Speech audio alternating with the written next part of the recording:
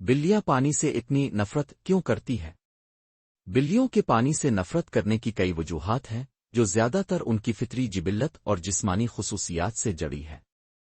دراصل گھریلو بلیوں کے آباؤ اجداد خشک صحرائی علاقوں مثلاً مشرق وسطی سے تعلق رکھتے ہیں جہاں پانی کم تھا۔ ان کے لیے تیرنا اگیلا ہونا ضروری نہیں تھا، اسی لیے وہ فطری طور پر پانی سے دور رہنے کی عادی ہو گئیں۔